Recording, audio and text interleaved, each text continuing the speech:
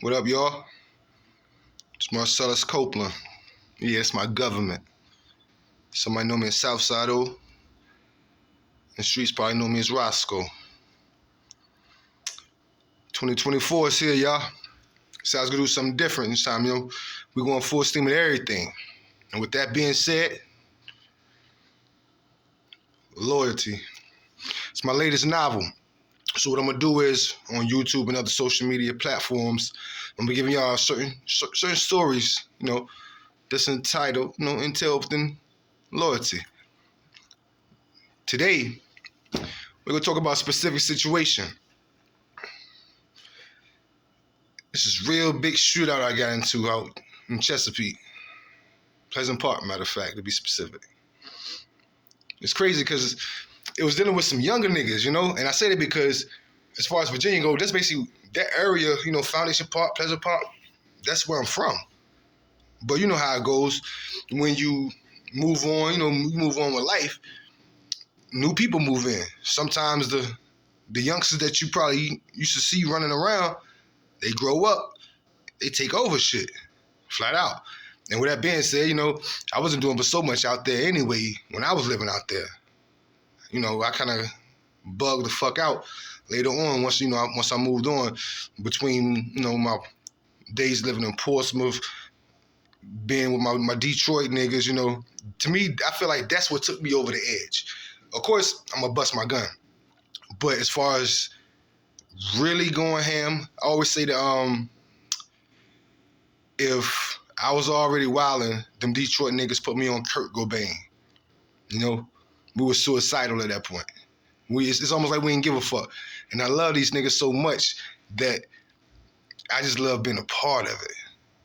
It just shows you how fucked up peer pressure is, or how fucked up a person is when it comes down to wanting to belong, When I'm the type of person, I didn't have a whole lot of friends, for real. And a lot of my friends betrayed me a lot of times. So I looked at this crew right here that was so close-knit because it was all family as someone I could create and, and make my family. These motherfuckers was crazy, though, y'all. Anybody know anything about them East Side Detroit niggas? Niggas is fucking lunchboxes. For real. So, all in all, at the time, my little cousin, Rondell, he's running around with a lot of the niggas out Pleasant Park, but he doesn't stay out Pleasant Park. He lives at the other end of the neighborhood, up front by the store. So, that's mainly where we hang out at. He'll go back there. But like I said, these niggas I grew up with in high school and all that, but we kind of like, we grew apart as time went on. We still say what's up and all that, but for the most part, that it came upon us. So, all in all, my little cousin, he had somebody on his father's side, a female cousin, and I had never seen her before, but when I saw her, I was like, oh my fucking God, she is gorgeous. Her name was Donisha. And I say that because everybody in the Pleasant Park area know who the hell Donisha is. Straight up. I ain't know who the fuck she was. All I remember was this pretty ass, so fucking pretty ass girl with one gold tooth. Funniest shit in the world. So when I asked Rondell to put me on, it's crazy. I'm asking my cousin to put me on with his cousin. But all in all, he did it and all. So we linked up and everything. Shorty was cool as a fan. I ain't gonna lie. I really liked her. I liked her a whole lot. Didn't know nothing about her, anything, but I liked her a whole lot. Until one day, me and her was driving. I forgot where we were going, and she told me she was a powder head, more or less. She didn't say she was a powder head, but she was saying, she like treat her nose and all that. And me being me, I'm selling hard and selling powder, so I had never dealt with nobody that sniffed powder before. So that was like a immediate turn off to me. And I just described to you exactly how I felt about her at the time. All that shit went out the fucking door as soon as I found she was a powder head. Everything. Respect, every fucking thing. I ain't even look at her the fucking same. And it's crazy because right after that, that's when I started hearing all types of stories about her as far as like just hood shit. Typical hood shit. It ain't nothing too crazy, but typical hood shit. Project girl shit. You know what I mean? So I ain't know she was a fucking troublemaker either. This girl is a fucking troublemaker. She got one of the prettiest fucking smiles in the world, but she's a fucking troublemaker.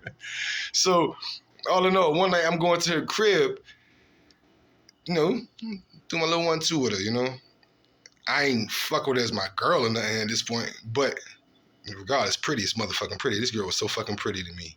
To me, hands down, she was just so fucking pretty. Like, face, it's crazy because even to this day, She's still pretty as hell. And let me be clear when I say this. She's not on powder no more. She's clean now. She's a mother of multiple kids, she's married and all that good shit. So I, hands down, salute to her, first and foremost. But at this time, we were all young. We were all wilding out. So I guess that was her way of wilding out in the streets to some degree. This one night I went over there and there was some nigga in the crib already. And I say that because I don't know. I guess I'm like a Nazi. I don't like niggas. You know what I mean? Not for real, not ones I don't know. So when I saw this nigga up in the crib standing in the kitchen, I'm like, okay, what the fuck? All right. So I'm not really minding him because, like I said, I'm from there. So I'm looking like I gotta be one of the youngsters from out here and shit. You know, he can't be no more than like 19, 20 maybe. You know what I mean? At the time, I'm maybe 24, 25.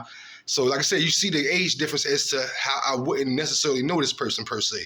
So all in all, the one thing I remember hands down was him walking out the door and her saying, Lee, you better not. I'm like, better not what? Then by now, I'm riding around with a fucking AK-47 in the trunk. I got a gun underneath the hood of the car. I got a gun in the glove compartment. It was just, I don't know. Shit, niggas is doing the most at the time. You know what I mean? So all in all, by the time I get downstairs, he's walking around the side of the building. So I don't know, my vibe was, let me just go get my gun just in case. You know what I mean? So, yeah, it was like, yeah, let me go get my gun just in case. Out of nowhere, and I say that because my sister's, her girlfriend at the time was outside as well. I hadn't even said nothing to her yet. I might have spoke to her, I'm not sure. Half pint, what up with you, my baby? So, all in all, by the time I get downstairs, all I hear is, bah! I'm like, what the fuck? So I naturally jumped, like, what the fuck? Half pint jumped to the ground. I saw her getting up from the ground once I turned around. And when I looked to the other direction, I saw the nigga that was just coming out of the house putting his hand down as if he was just, like as if he was the one that just shot in the air. And he was just walking around the corner. By now, Danisha is yelling out of her window upstairs saying, come back, come back. I'm just going to get my gun. So I wasn't going too far any motherfucking way. So I come back, you know, of course, fuck, I look like leaving for that shit right there. I ain't get shot, and at the same time, I ain't hear shit go past my ears. So I'm looking like it can't be but so serious, or whatever they were trying to do, it can't be but so serious. So all in all, I walked back with my joint, walk in the house, fuck the shit out of Danisha that night. You know what I mean? It was just a regular night. And everything went cool. Woo. But I ain't forget about the nigga that shot in the air. For like the next week, every day I rode around there with a different fucking gun, inquiring about who this person was, because all I remember was the name Lee. It was some other kid outside that I really didn't know of, but his energy, I don't know, it was just better than a lot of the other little young niggas out there, so it was easier to talk to him. He was a lot more cordial. So I asked him who the person was. He was like, you talking about Brandon? Like, who the fuck is that? I'm like, no, she said, Lee, who the fuck is Brandon? So, like, no, that was Brandon, So I'm like, I don't know what the fuck you talking about anyway. I don't ever really remember what the nigga even looked like at the time, because for one, it was my first time meeting him, and on top of that, it was kind of dark in the kitchen when he was in there anyway when I walked inside the house. So I'm pressing the issue. I ain't gonna lie, I'm pressing the line like a motherfucker. I'm riding through there every day and I'm making sure the nigga know that I'm looking for his ass. I'm talking about faithfully. I'm coming through on the regular, to the point where old high school friends, old elementary school friends is walking up to my car and they say I got the tech on my lap and they backing up like, oh, whoa, we used to go to school together, But I'm just looking at it like, because there's a crowd on a porch. I'm looking like, damn, nigga, get the fuck out of the way. One of them niggas might be the nigga that shot in the air. I don't want, you know what I mean? I don't want you to fuck around and be a distraction, and I fuck around and get shot just because you trying to be friendly and shit. So before you know, I ain't no goddamn aiming and goddamn tech at his ass just to get him to get the fuck out of my fucking peripheral. So I'm looking around, I don't see nothing, ain't nobody moving and nothing. So I go ahead and pull off, because to me, too much to happen just that fast. So I wasn't sure if they was gonna look at it like maybe I was doing too much. Now they gotta do something, or maybe the nigga really was over there. By now I'm looking like I don't see him, ain't nobody in flex. Let me go ahead and slide, yo. So I slide. Out of nowhere, let me see. Out of nowhere, I'm at a gas station. Now, by now, I ain't gonna lie, I'm hitting licks like my fucking mind is bad. So my memory is pretty fucking good as far as I fucking think at the time. And I say that for a reason. I'm at the gas station with my peoples from Norfolk. By now, I'm hitting certain people off with work and shit. This, whether it's in Portsmouth, whether it's my little cousin, or whether some people in the Chesapeake area for the most part. So that's my regular routine. I don't gotta be in that neighborhood at all, really, at all, for real. But in the same sense, my ego's in the way. So I can't let my pride not go through there. Even if I ain't got no fucking reason to go through there. So that just show you how ignorant I was. That little part right there probably caused all kinds of drama because it gets a lot worse. But that little aspect of pride, that little piece of pride, probably could have got me killed a million fucking times. So, with that being said, I'm at a gas station one day and I see this other kid that I know be around or said to be around these niggas, and he's in a car with like 2-3 other people. And when he pulls up in the gas station, I'm already there. I'm damn near ready to pull off, but my cousin's still at the kiosk. And I see them niggas riding by, and the nigga that I recognize named Kingpin, the nigga look at me laughing. I ain't like that shit. I ain't gonna lie, I ain't even know who the fuck was in the car, but I ain't like that shit. So, in my mind, I'm thinking like, let me just see who the fuck else in the car with these niggas, yo. I wanna see what type of time it is, cause by now, my pride's so fucked up, nigga, you can't even laugh at me. Not when we had a possible situation. Ain't no fucking laughing, because I promise you, whatever I'm about to do ain't gonna be no joking matter. So when he gets out the car, well, when they get out the car, like I said, it was multiple people in there. One nigga walk up to the kiosk, and then finally Kingpin walks up to the kiosk, but the nigga that's with him is just staring at me. So I'm like, now y'all remember, I don't even remember what the nigga that shot in the air looked like for real. All I see is that person that was in this car, or they got out of the car that nigga was driving, just staring at me. So I'm like, yo, you all right? Nigga said, you all right? Now, just by the aggression that he showed me, and this is how I read people. I read people off of their expression, their energy, more so than the words they saying. So just by the aggression that he came off like that, it showed me that this person has an issue. So, naturally, I'll reach in the back, grab my joint. And by now, that's when Kingpin was walking up to the kiosk. So I asked him, and I say that because of this. In my mind, if he's with Kingpin, it gotta be the motherfucker that shot in the air. So when Kingpin and him walk up, I don't know Kingpin. He don't know me for real. But I still talk to him. I'm like, hey, yo, that nigga with you? That's all I needed for him to say was, yeah. To me, that would have been enough to let me know that was that nigga that shot in the air that night.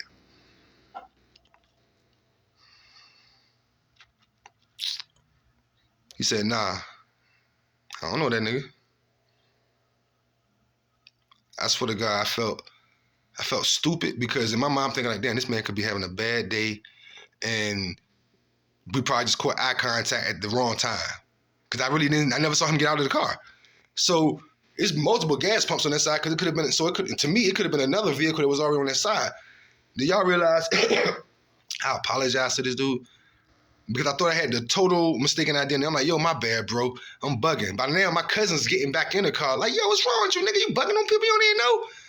And that's what I'm really down. And he don't know none of this situation. So in my mind, I'm like, damn, I'm fucking up. Like, yo, I'm doing too much. I'm like, yo, my bad, bro. My bad. Yo, enjoy your day, my nigga. I pull off. About a day later, my sister baby father pulls up on me like, yo, nigga Killa say you ain't gonna be rolling up on him. I'm like, fuck is you talking about, nigga? I ain't seen that motherfucker. Like, yo, the nigga said you gonna be rolling up on that shit ain't gonna happen again. Like, yo, straight up. Like, yo, he said you pulled up on him at the gas station. What? Do y'all realize that was him? That fucked me up so much. Kingpin didn't want to say that it was him because he saw that I had a gun in my hand. So he didn't know what I was about to do. Naturally, Killa wasn't gonna say nothing because he ain't know what I was gonna do. Well, I swear I felt so vulnerable. When my sister baby father told me that was him, I felt so vulnerable.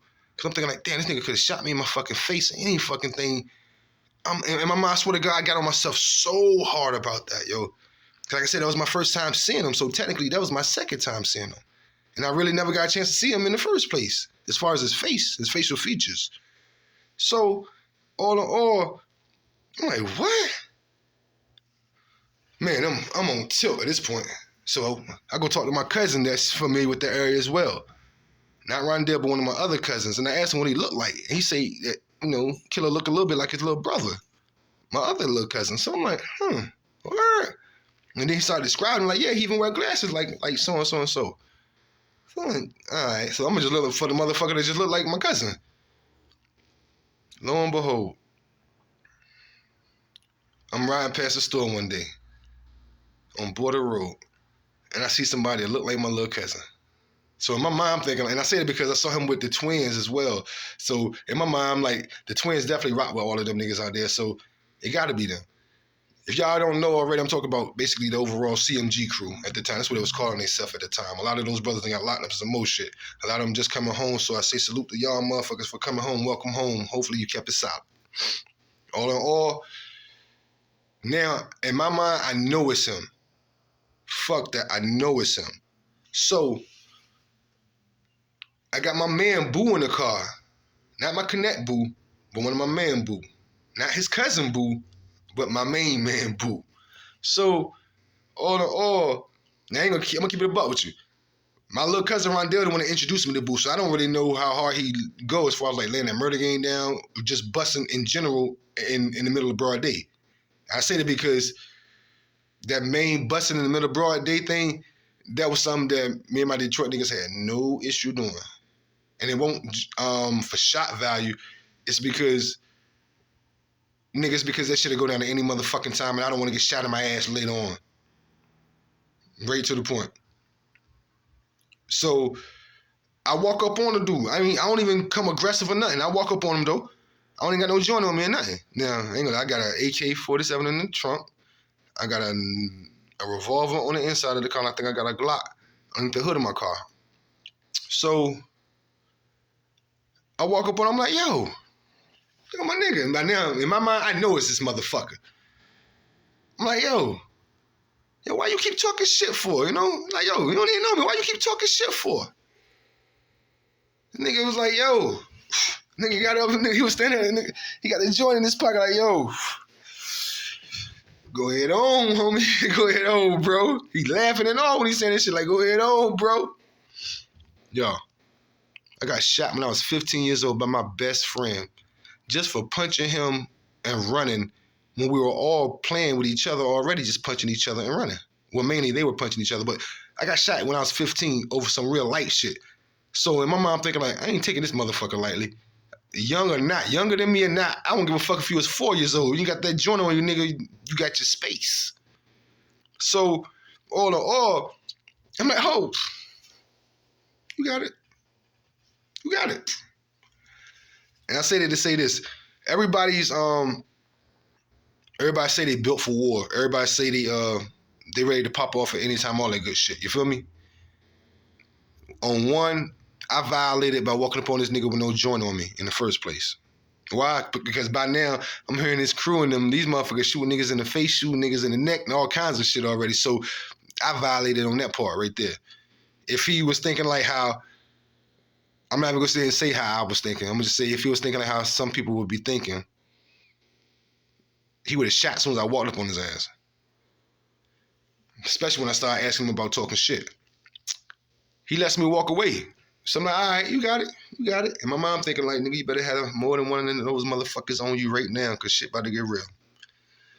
He ended up walking across the street with one of my homeboys from back in the days named Jerome. That's my guy. Tika, it's your brother. So he let me get to the trunk. I walked to the trunk of the car as he was walking across the street with Jerome. Like I said, right now it's like maybe 12 in the afternoon. If not, maybe 1 o'clock in the afternoon. Bright as a bitch outside. A lot of people outside. I whipped that motherfucking AK-47 out right then and there. Aimed that motherfucker and said, yo, pull it out now, motherfucker. Jerome stopped, froze in his goddamn street. Of course he froze, because I'm literally just aiming this motherfucking AK-47 right there in the middle of the fucking road. And Jerome like, JP, no, bro, like, yo, no, like, da-da-da-da. I swear to God, I never wanted to hurt Jerome. That's my dude. His brother's my dude. His sister's my dog. Tika, that's my motherfucker. Like, I don't give a fuck if we ever speak to each other. That's my dog from fucking school. So, and that's the nigga, this the hood. This is where I grow up at. You know what I mean? So at the end of the day, I ain't want to hurt nobody for real. But in my mind, I was so fucking hurt that I was getting played by these niggas that was treating me like I was a fucking outsider all the way around. And I don't even know where this shit started from. That in my mind, I'm thinking like, and of course they'll never know what I just said as far as like what I was thinking at that time. But that's how I felt. Like, damn, I feel like an outsider. And in my mind, I'm thinking like, nigga, do y'all realize how fucking hard we going right now?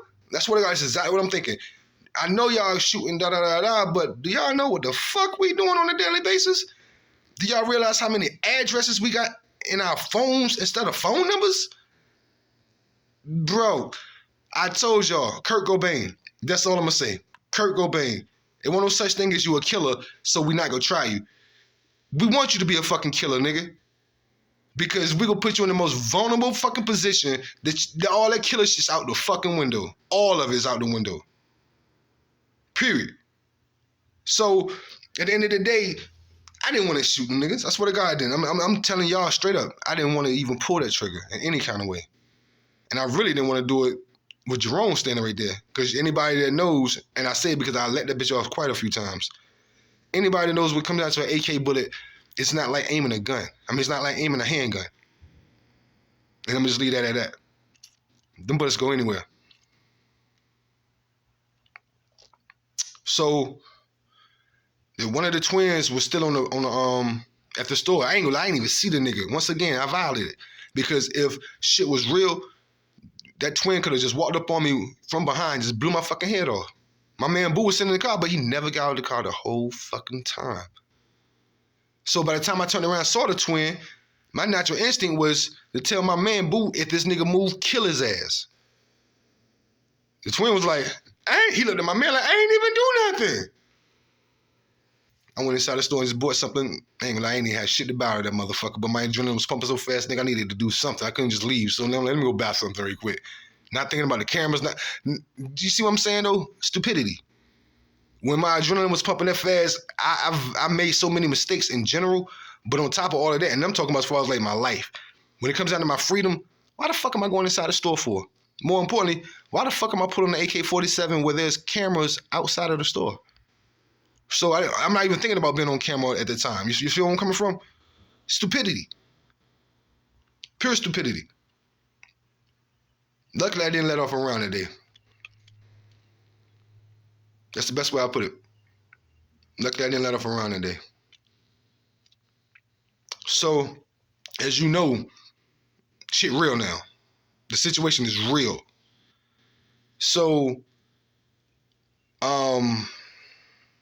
it gets to a point where things they don't die down. It's just that we kind of like keep out everybody, you know. Like I said, I ain't really need to go out there anyway at all. None of my none of my customers were out there. None of my workers were out there. Nothing. I ain't have to go out there for nothing other than my pride.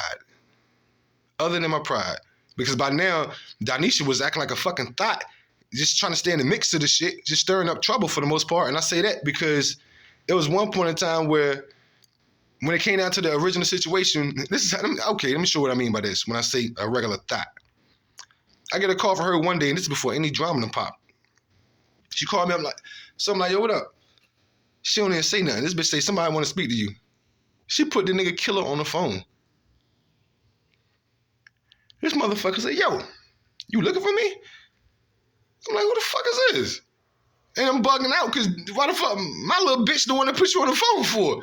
So, yo, this Killa. Like, Killa? Who the fuck? By now, it's clicked in my head because I remember my original name that I heard was Lee. Then I heard somebody else say another name. Now this nigga saying Killa. So I'm like, hey, yo, who was you shooting at that night?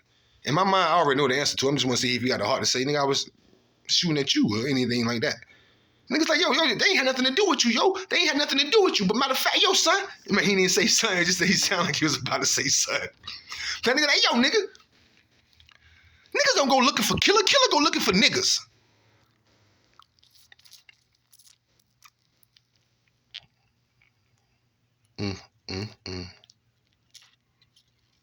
That fucked with my pride so hard.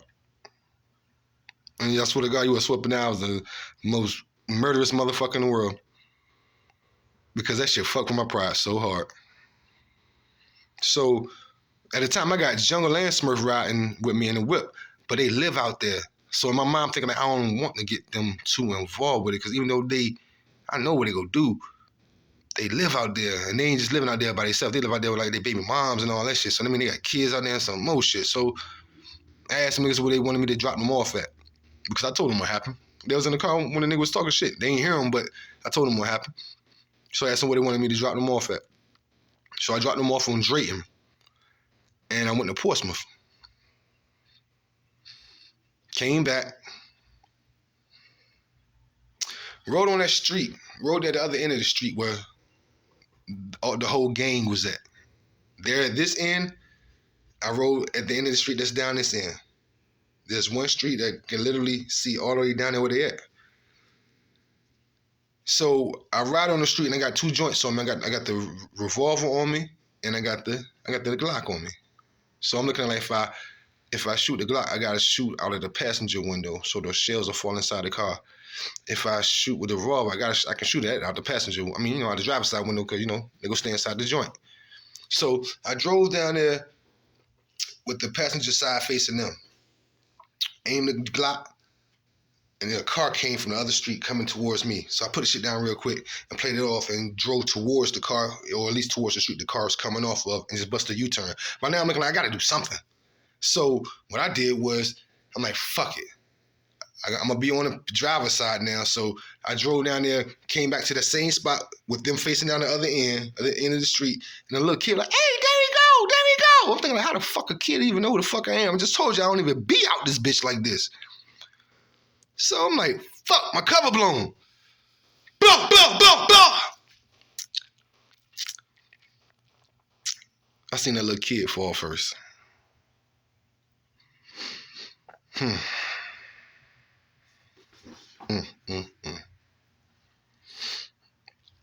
That was some scary shit, y'all.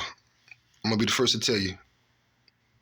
Because I ain't gonna lie, the nigga and me, first I wanted to shoot the shit out of that little motherfucker just for blowing my cover, you feel me? But when I saw him fall like how Ricky fell in Boys in the Hood, nigga, my heart dropped to my nuts because I knew he had just said, there he go. And as far as I know, this little nigga got shot. That shit fucked me up, yo. At the time, I was still dealing with my Connect boo. And don't ask me why. The first thing that came to my mind was call Boo and tell him you going to DC, but go to New York instead. Now, Boo was always a trustworthy motherfucker, so I don't even know why I even put him in that aspect where I couldn't trust him. But that's the first thing that came to my goddamn mind. I ain't even gonna lie. I'm gonna keep it a beam with you. I love you, Boo, but that's the first thing that came to my mind. Like, nigga, don't tell this nigga where the fuck you going. But in my mind, I'm thinking I still gotta tell him because it's my Connect. You know what I mean? So I'm haul-assing down the street. Ain't gonna lie. I just shot a kid. Oh, okay, what am I do? What am I do? What am I do? And I'm driving as I'm thinking all this shit. My sister's old girlfriend, Hair Pint, the same one that was out there that night when they was shooting, she called me up. Something like, oh my fucking God, Hair Pint called me. Fuck. Don't answer the phone. Don't answer the fucking phone. Don't answer the phone. I'm thinking like, no. Okay, get your composure, girl. You want on this side, you answer your goddamn phone. I'm like, yeah, I can answer my phone. Hello? Yo, them niggas said that wasn't enough, nigga. They said they want more. My heart came from where my pinky toe was at, back to where it was supposed to be at in this position right here. And all that fear just naturally came back to anger. Like, these motherfuckers think I'm playing.